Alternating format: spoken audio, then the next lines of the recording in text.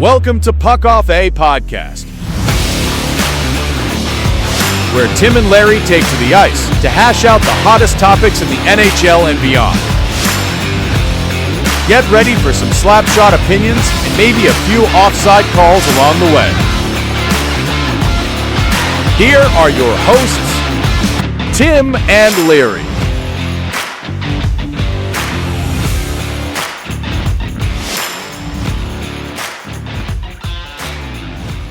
Welcome back to Puck Off A Podcast. I'm Tim, and I'm Larry. Today we're going to be talking about the Pacific Division and give you a little breakdown about each team and what we think is going to happen in this season. So, Larry, we'll start off with the Ducks here. Clearly, the Ducks made a huge change with the coaching, bringing in Joel Quenneville after a couple-year hiatus. What do you think is going to happen with Joel? One of the best coaches in the game. He'd probably be the one that won the Stanley Cup in Florida, maybe even sooner. So I think it's definitely a good thing that for the Ducks, because I think that's going to give them the edge on maybe some of the other teams in this division to push for a playoff spot. Yeah, and they made some other big additions too, right? Like making the big free agent signing of Michael Granlund and then also making that trade for Chris Kreider. I feel like that Chris Kreider move is underrated. He's still a very good top 9 forward with potential to slide up into the top 6 in case of injuries. And he's definitely going to be able to help out that power play. 100%. He's still probably one of the fastest players on that team. And speed is key in this league. So I don't doubt that he's going to have a bounce back season here after being traded away from the Rangers, after being a Ranger for so long. Yeah, and they've made some other big moves. Finally, I needed some sagas there, with moving Gibson out, moving Zegras out. Finally, those stories come to an end. We know those were talked about for a couple of years now, and Dostal is going to take over the net, and Zegras has moved on to Philly. Yeah, and Dostal just signed that new 5-year contract, so he is the starter. $6.5 million. You're not a backup at that price, so he is the go-ahead guy that's going to lead them to the promised land or to a lottery spot again. So I'm intrigued he's only 25 years old, right? Like he's just coming into his prime, and he showed last year that he can handle the load. So I think it'll be good. Yeah, 100%. And just quickly going through their roster, like you got a lot of good young pieces coming through. They're still obviously on their way upwards and still developing. But when you got guys like Cutter Gauthier, Leo Carlson, McTavish, if he ever gets signed, leading the charge on the front end, and then still having Lacombe and Minyukov on the back end with Zellweger, like they're looking good and very strong for the next couple of years once they actually get to their prime. Yeah, 100%. I think it's definitely they surrounded the young guys with some veteran presence, and as being an Ottawa fan, I know that's super important and why my team, where the Ottawa Senators are where they are now. So the Ducks are kind of taking that model and looking to make that jump. They want to win now. They've developed a lot of their prospects. They're starting to come into their prime. So I think this is more of a win now. And I just watched the preseason game there the other night there, and I saw the old Ducks, the Mighty Ducks jerseys back. So I like that. I love that jersey. I know lots of people give a hard time to that bright orange jersey that they have as their alternate, but I absolutely love it. And I think it stands out. It's super sharp. Yeah. Well, I think they had the purple one on. Oh, okay. Yeah, they have the Korea days. Yeah, the old purple Ducks jersey, Mighty Ducks jersey. Okay, well, moving on then. Let's talk a little bit about Calgary. What's your thoughts on Calgary Flames this year? Calgary. Basically, it's a dumpster fire right now. They don't know what they're doing. It's like, I think it's Kadri's on his last year now. Yeah, he's on. Year 4 of 7. He's on his last year, but he's been in the rumor mill all summer. It's like, is he going to stay? Is he going to go? Of course, every single player that's decent is always linked to Toronto. There was things talking about him going back to Toronto, possibly on a trade. But Toronto media for you. Yeah, pretty much. But yeah Calgary. Everybody's going to Toronto. I think Calgary's just like gonna wait and see. We're gonna see how we start the season and see how everything goes, and then If it goes good, maybe they add a piece. If it's going bad, maybe they're just like, well, let's get into that wild card race for the draft for the number one pick at this point. So I don't know. I like the defense end. I think the defense is really good. I think Uyghur and Anderson, keeping Anderson was key. He's in his contract year too, so he's gonna have a big year. Yeah, but Um, we'll see if he gets moved at the deadline, right? Like there's been lots of talk about him because he is a right side D man yeah, that's obviously very valuable, especially at only 4.55 mil cap hit. Like there's going to be teams calling for him. So if the Calgary Flames are out of it come March, they're definitely going to have their phone ringing and they can get a ransom for him, I'm sure.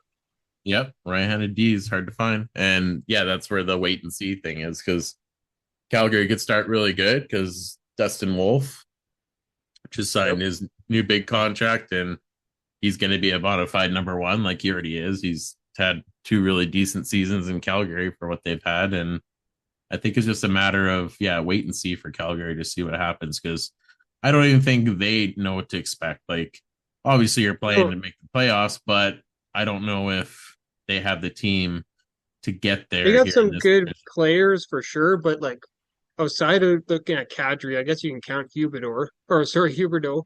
Um, where is their star talent, right? Like, don't get me wrong, like, not knocking down Coleman or Backlund or Zari, like they're great hockey players, but when you just look down the lineup and compare it to the rest of the NHL, they got a bunch of guys that kind of fit in the middle of some lineups, not so much top line guys, right? So Yeah, like we'll to be we'll see what comes out of it. successful, Coronato's got to have a big season. Huberto's going to have to get back to a point per game pace, which was very hard to do as it is with because he just had that one big year in Florida. Kadri is like I think he's probably their best player by far on that team right now. Backlund's been there for many years.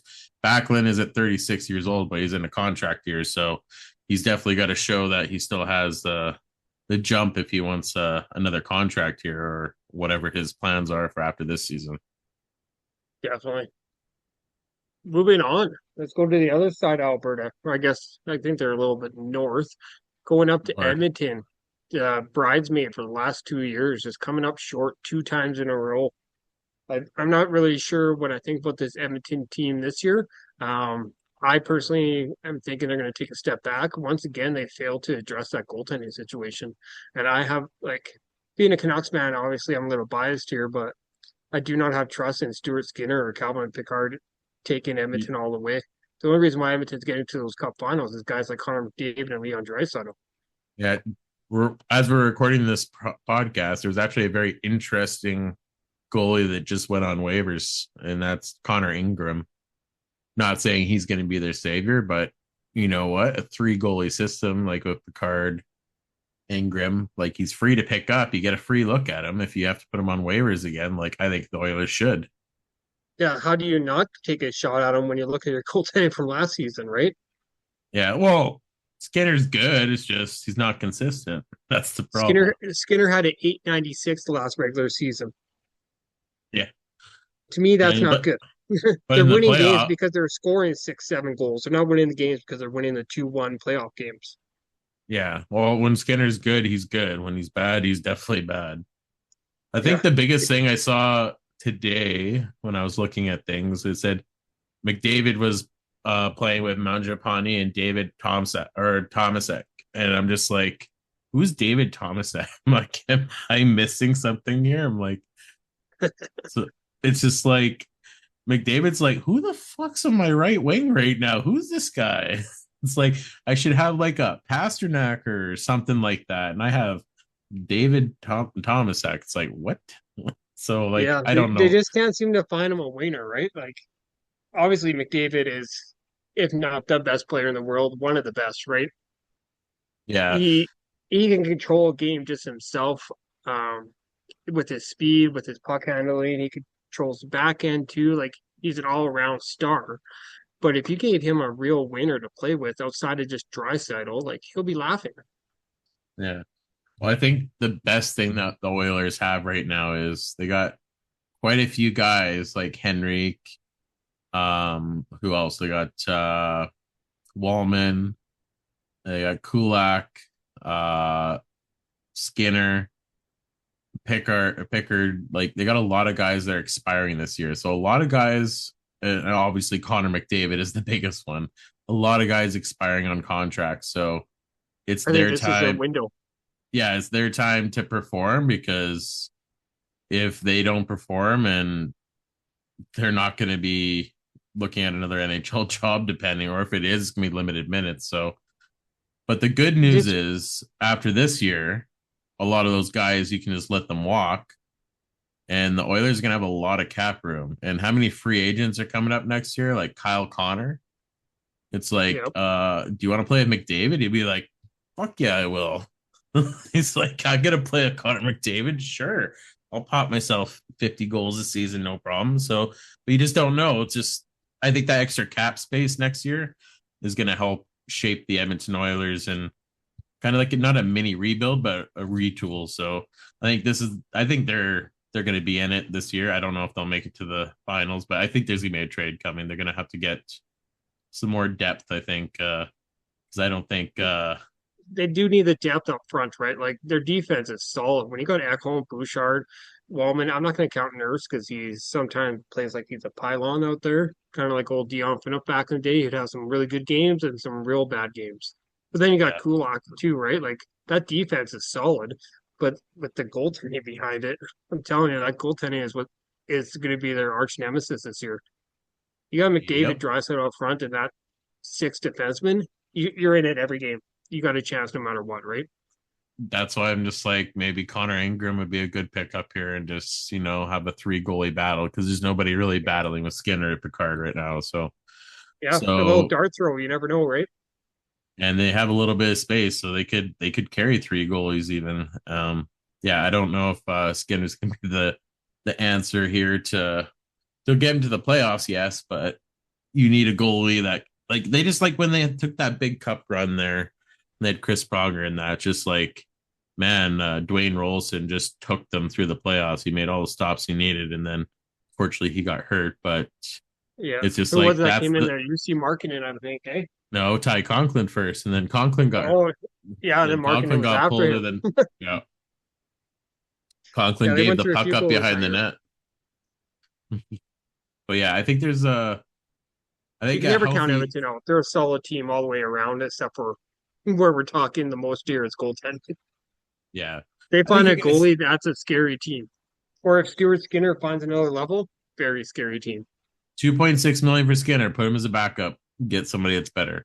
They could trade right Yeah. now. Like Hyman, hopefully he's coming back here. I don't think he's been skating from what I've seen, but I could be wrong. I haven't looked up on Hyman, but he's still injured as of now. But yeah, Hyman's gonna come back fully healthy because they missed him in the playoffs because that was McDavid's little tapper in his little bumper to pump the puck Yeah, in the net. So that kind of hurt them the last year too. But definitely. we'll move on here to the Los Angeles Kings. Boy, the Kings are. I have questions about them. Why the hell did you give Cody Ceci a 4-year deal of $4.5 million? I don't understand that. I was waiting for you to go there. That's the one I I'll don't. never understand that. It's like he didn't do enough to earn $2 million. Even Brian Dumoulin, like don't get me wrong, good defenseman, but 4 million a year for 3 years. I think they're just And then trying you to got fill rid in of holes. who did they trade to the Sens there? Jordan Spence. Yeah, they Like got rid of why? Jordan Spence and signed Cody Ceci at more money. It's like, Yeah. but guess who runs I don't the understand that, but maybe there's something behind the scenes that we don't know. Maybe Jordan Spence wanted out or what have you, right? We don't know. But regardless, like you said, like 4.5 mil to CC, like come on. Oh no, Jordan Spence didn't want out. He said how hard it was to leave LA. And plus you're living in LA or like Los Angeles. Like why would you want to be traded to the north at this point? Good God, know where we are. But I think part of it is you had what's his name? The former Ottawa coach is running the defense right now. Oh yeah. Uh uh what kind DJ Smith. So I think that maybe he has a little bit of pull in there, and I think that maybe that's why Jordan Spence went, and I guess Cody Ceci's the answer. Brian Dumoulin's the answer. We'll see. We'll see Yeah, how it goes. And this is Kopitar's they got the last year. veteran part down. That's for sure. Veteran experience. Yeah. Well, Kopitar's last year too, so maybe they'll play a little harder for him. And then Corey Perry goes down with an injury off just some stupid little rut in the ice. So Yeah, he's out for the next 4 to 6 weeks or something with a knee injury. He got surgery done on. So it's just like, well, that's not a good start to it. But I think LA will be okay. I think they're top three still, but we'll yeah. see. I think they definitely have a strong team, right? And they play such a good defensive style that really helps out Darcy Kemper at back end. But like I'm my biggest fan of Brent Clark. I absolutely love his game, the way he plays defense, and I think he's going to be a star when Downey Yep. does finally call her quits and retires. Brent Clark's going to take over there, and LA's set up pretty good on the back end just for that, having their number one D guy learning Yeah. from Drew Downey, right? And Clark's gonna get paid after the season, don't definitely. And then Yep. Byfield's taking the reins over Kopitar for next year. So yeah, LA is gonna be in the market for another second line, third line centerman. So But they I did don't they done know. a nice job, right? Like covering up for the guys that are about to retire. Like, yeah, Kopitar is going to retire next year, but like you said, you got Byfield sitting there, and you still got Kevin Fiala there, right? And then on the back end, Drew Downey, I don't know how many more years he's going to play. Like he still looks pretty good at 35 years old. But you got Brant Clark already sitting there ready to roll. So they're doing very good at making sure they have stars learning from other stars that are about to retire. So I think they'll Yeah, be competitive for quite a while. yeah, they'll still be competitive, 100%. They're gonna have to add though if they want to beat some of these teams in this division. I don't think LA is Yeah. the clear cut favorite in this one. No, they're Which definitely a competitive team, but I don't think they're the favorite by any means. no, which brings us to the one that's gonna finish last in the division, the San Jose Sharks. But I the think the Sharks Sharks are are okay with that, though. They're okay with that. When you look at their young roster that they're piling up here, I think they are just okay with coming in last one more season, going into the draft again, and grabbing another young guy and keep building. Because this is going to turn into, I don't want to use the word dynasty, but I'm going to do it. It's going to turn into a dynasty one year when all this starts clicking. When you got guys like Celebrini, Smith, and Misa all coming together. Oh, and Eklund. I can't believe I forgot about Eklund. Like yeah, that is Will Smith. unreal. And they're going to be good. They're going to be a very good hockey team in a couple of years, and they're going to be a lot of fun to watch because they're going to have tons of speed, tons of skill. Yeah. Well, they're talking about their top line. They're looking Will Smith is gonna play on the wing with Celebrini, and then they're interchanging Misa also there with there. So it's gonna be a fun team, and it's just like reminds me of the old San Jose team when you had Marlowe and Thornton in their prime. And as a Sens fan, I still watch San Jose Sharks games because it was fun to watch. And I think they're gonna have that again here in the next couple of years. So Yeah. You know what? finish I think last I again. plan on watching a bunch of their games this year because I think they're going to be fun to watch. I think they're going to be a team that goes for that quick transition and use their speed to their advantage. And I think it'll be pretty exciting to see some of their games. 100%. I think it's good. It's going to be fun to watch. It's not going to be pretty, but it'll be fun to watch. 100%. I think you're going to see. I am interested to see how Askarov does taking over the starter spot there. Yeah, Askarov.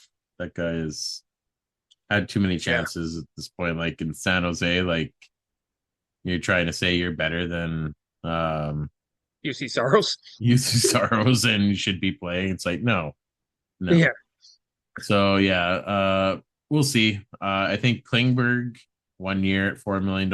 If he's healthy, he could help. I think yep, Orlov was a good signing. Like I think their defense is a lot more mature there with Klingberg, Orlov, Lindgren's still there, and then Ferraro. So yep. I think it's not the best, but it's definitely not the worst. So No, I it's think I definitely think they're decent. gonna win. They're gonna win some games. My boy Adam Gaudette signed there. I miss him, Oh yeah.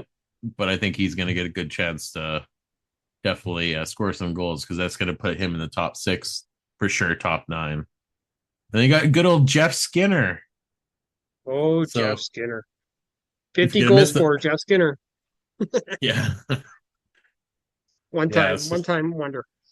yeah, I don't think it's gonna be. And then Carey Price, he's gonna magically come back and steal the There you job from go. Askarov. They're gonna give him the You heard magic it here juice and first, folks. You heard it here first. Carey Price is coming back. No.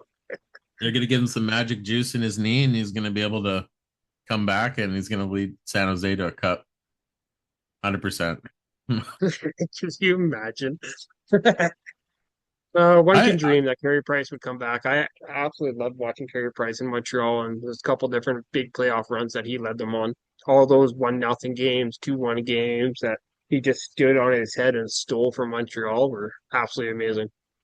well, in that playoff run during COVID, he was playing with one knee, one leg. His other knee was screwed. Then you have Shea Weber that was playing with broken ribs, broken ankle, I think he had a broken finger or something too. Just I don't even know. He had so many injuries. He was held together by duct tape. So And like, San Jose won 20 games last year. What do you think they're going to win this year? Over under 25 games. oh I'm yeah, thinking they're going to get about 30. I think they're gonna win more than 20 games. They're gonna win at least. They're gonna be better, but they're not gonna be in the playoff run. That's for sure. No, but they're definitely moving in the right direction, right? But Oh, 100%. moving on, we'll go even a little bit up north here to Seattle and talk about the Kraken here. What's your thoughts on Seattle here? Seattle team didn't do enough to get better.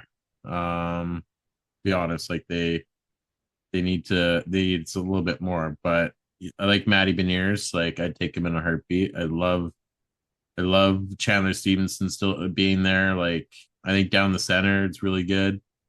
Shane Wright, he's his own little project that still figures he should probably have gone first overall. But like you're on Seattle and you can't be the go-to guy, then you got drafted right where you're supposed to. So Shane Wright's got to figure things out, though he did start figuring it out last year because he did start putting some points up. It was a lot more consistent. So maybe we see him raise his game up a little bit more and contribute a little bit more there.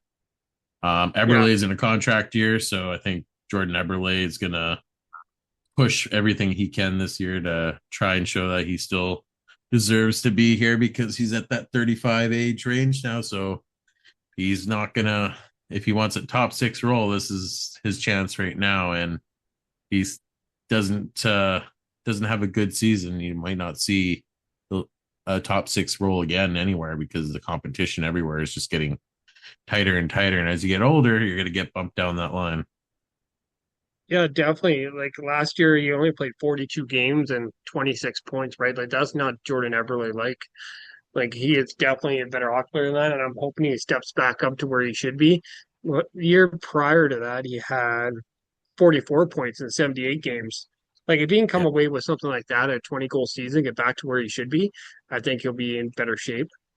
Yeah. Looking at their roster, right? Like with Matty Beniers, Capo Caco, Jaden Schwartz, Jared McCann, like they do have a lot of good offensive pieces. And we're not even mentioning like Shane Wright, like you said, or Mason Marchment that they picked up in a trade from Dallas.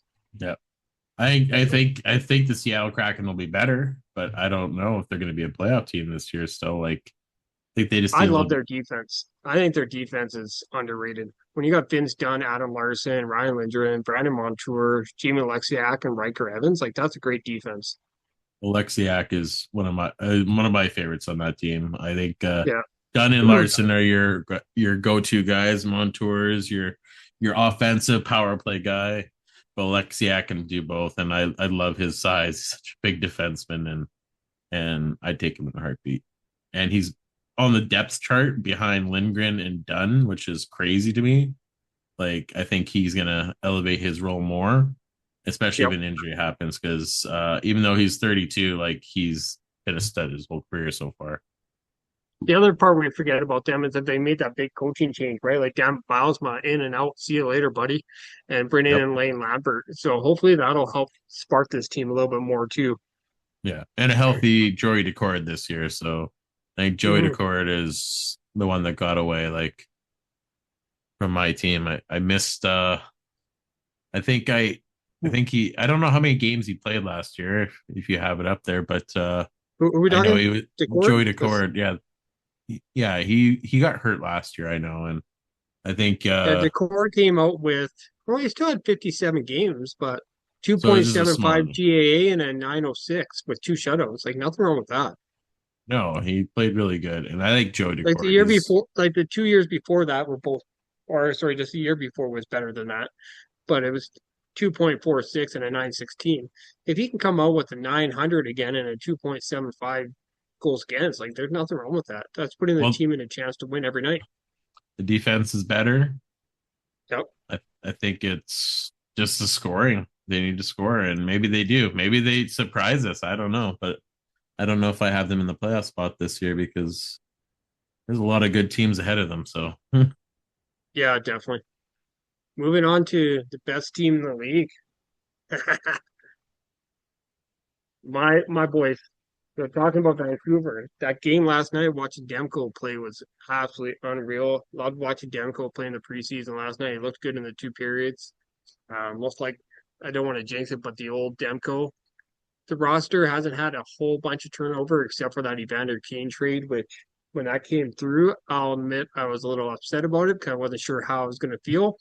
I was not a Evander Kane fan when he was on the Oilers playing against Vancouver, but hopefully it brings that little extra spark to our top six that we definitely need. well, it's a guy I wanted to play there too. So Yep, he's from Vancouver, right? So the other thing so coming out of last night game is Niels Hoglander left in the second period.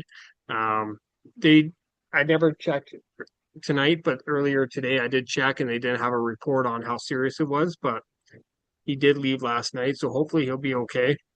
most The most other, of the times they're just precautionary. It's like yeah, they'll just there's no point in pushing any player in the preseason. So if something's lingering, you might as well make sure it's 100%. They got their reps in here in the first few days of training camp, just about getting I the am systems interested to down. see how their defense shapes up. Like obviously you got your steady boys at the top when you got one of the best defensemen in the world in Quinn Hughes playing with Hronik, and then the Marcus Pedersen most likely probably playing with Tyler Myers. But after that, like yeah, we got DPD, you got Derek Forbert, but what about Tom Willander? Did he get in there somehow? Did he find a way to get some ice time? I'm not sure. But he did look Maybe. good again last night too. But what about Pedersen or Pedersen or Pedersen? How Eeny, meeny, miny, mo. many freaking Elias Pedersens Pettersson, do you though, need? like talking about the forward Pettersson now, he did put on some weight this summer, and like the coaches are raving about him, saying that he came in early, has better mindset, and hopefully that JT Miller drama is finally over with, and we can move forward, and everybody can stop talking about it, and Well, he's on hopefully he the. comes back out to his normal, right? Like he You're had only such a rough couple, I say, year and a half now, because before the playoffs is when he started that slump a year ago. well, you're But only going hopefully to he can see come out of it. JT Miller twice, so he's on the other Yeah, side of the coast. Shouldn't be a distraction at this point.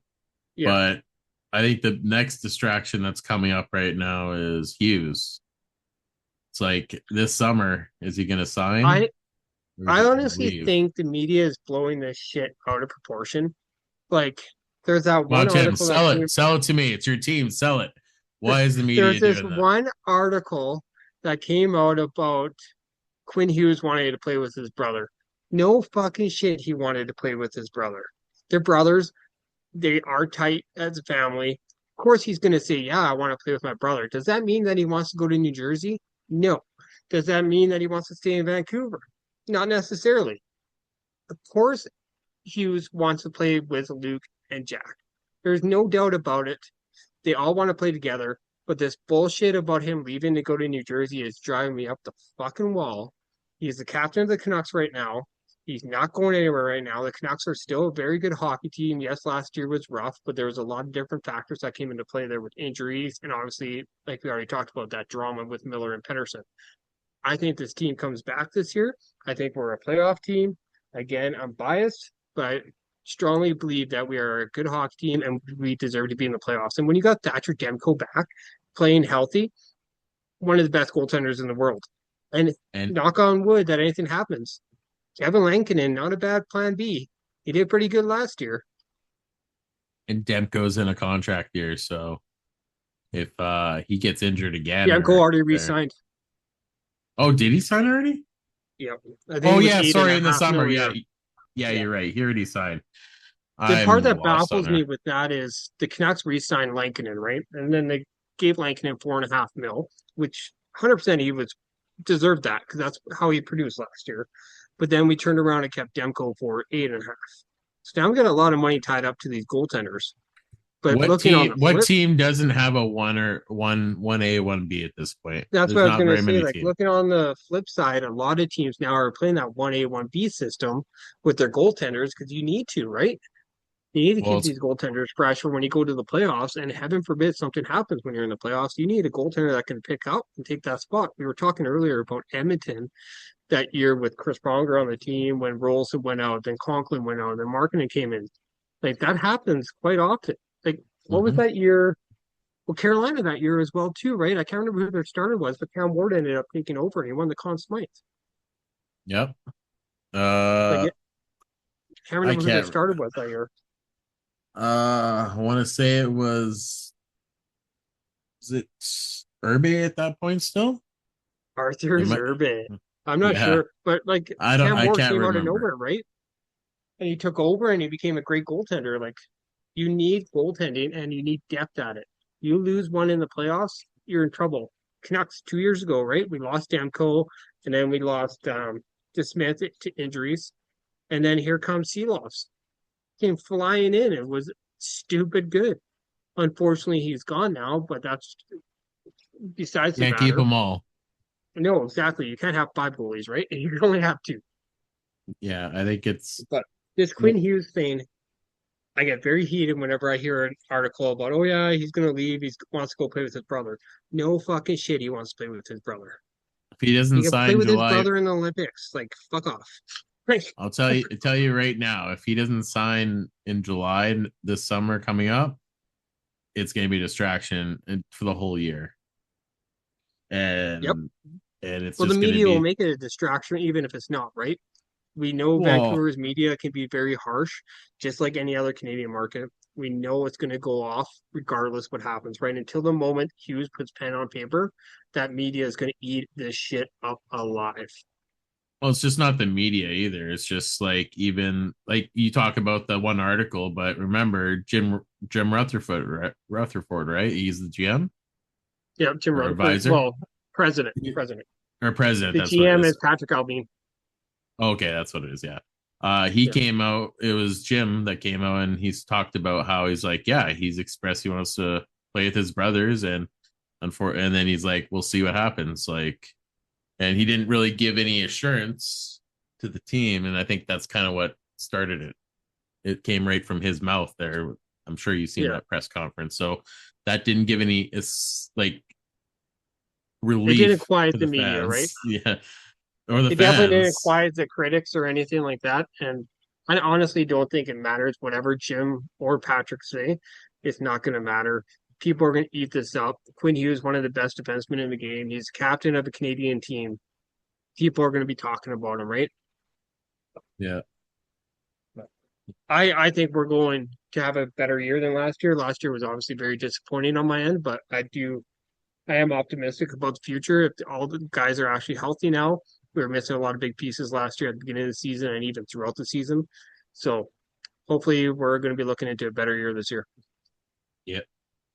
All right, on to the last team, Vegas Golden Knights. Basically, the whole summer was Marner. So Marner signs there, yes, done. Really, He's I had even no idea Marner went to Vegas. I yeah, had no fucking idea.